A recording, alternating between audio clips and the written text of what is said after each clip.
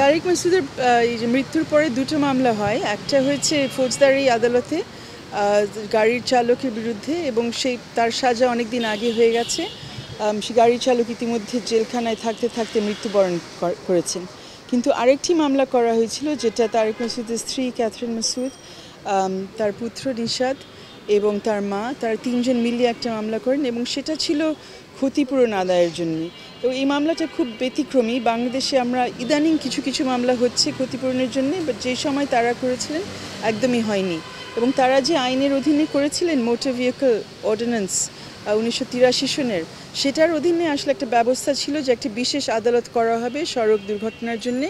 কিন্তু পরে দেখা গেল যে প্রায় কেউ ওই ট্রাইব্যুনালের কাছে বা ওই আদালতের কাছে কেউ গিয়ে কোনো মামলা কোনোদিন করেনি। তারা যখন করেছে মানিকগঞ্জ আদালতে, এটা ওই বছরের প্রথম মামলাটা ছিল, যদিও অগস্ট মাসে ঘটেছে। আমাদের সংবিধানে বলা আছে যদি কোনো মামলায় কোনো বিশেষ গুরুত্বপূর্ণ কোনো আইনগত কোনো বিষয় থাকে যেটা জনস্বার্থে গুরুত্বপূর্ণ, সেটা ব্যতিক্রমীভাবে হাইকোর্ট সরাসরি শুনতে পারবে। আপনার পুরা নিম্ন আদালত পেরিয়ে অনেক বছর কাটিয়ে আসতে হবে না, সরাসরি হাইকোর্টে নিয়ে আসতে পারেন।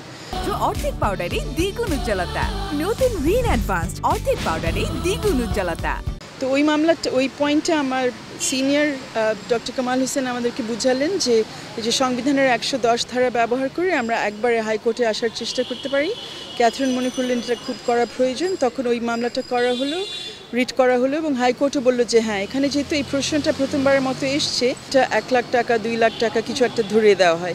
এখানে যে বিষয়টা সামনে নিয়ে আসা হয়েছিল যে না, ওরকম করে ঠুমকু কিছু একটা দিয়ে দিলে তো শেষ হবে না, একজনের জীবন চালানোর জন্য যেটা আদেশ দিতে হবে। তো সেভাবে তার আবেদনটা সাজিয়ে তখন এই মামলাটা দাঁড় করানো হয়।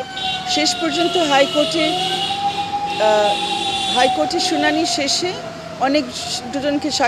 অনেকজনের সাক্ষী নেওয়া হয়।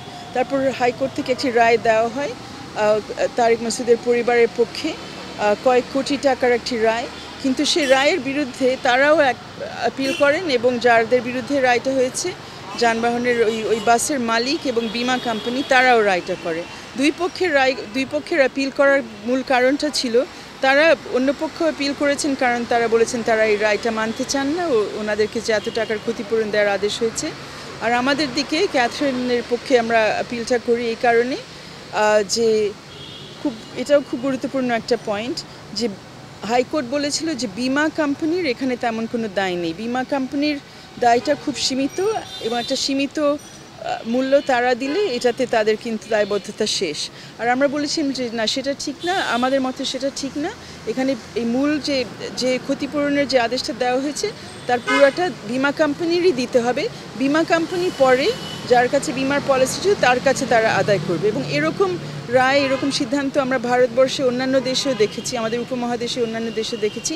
আমরা চাইছিলাম যে ওরকম একটি রায় আমাদের দেশে আসুক, কারণ আমরা মনে করেছি যে বিমা কোম্পানির উপর যদি দায়টা পড়ে তাহলে যে কেউ সড়ক দুর্ঘটনায় নিহত হলে বা আহত হলে সাথে সাথে সে একটা টাকা পেতে পারবে। তার এই যে এখন 13 বছর ধরে তারা যে লড়াই করছে, এটা তো সবার জন্য তো মোটেও সম্ভব না, ওদের জন্যও খুবই কষ্টকর একটা পরিস্থিতি। সো এই 13 বছরের বিচারের যাত্রা কারোর জন্য কাম্য নয়। আমরা চাচ্ছিলাম যে আইনটা এমনভাবে সাজানো হোক যে যার মতো করে বিমা কোম্পানির থেকে এটা আদায় করবে এবং এটাও একটা খুব বড় অবদান রাখবে আমরা মনে করছি আমাদের যে সড়ক দুর্ঘটনা কমানোর ক্ষেত্রে। আর যেটার জন্য আসলে আমাদের শিক্ষার্থীরা 6 বছর আগে আন্দোলন করেছিল, তারা যখন রাস্তায় নেমেছিল যে আমরা বিচার চাই, উই ওয়ান্ট জাস্টিস, এই দাবিটা নিয়ে, আমরা আশা করছি তাদের এই আন্দোলনের দাবিটা আদায়ের ক্ষেত্রেও এখানে একটা ভূমিকা পালন করবে এই রায়টা, যদি আমরা পাই।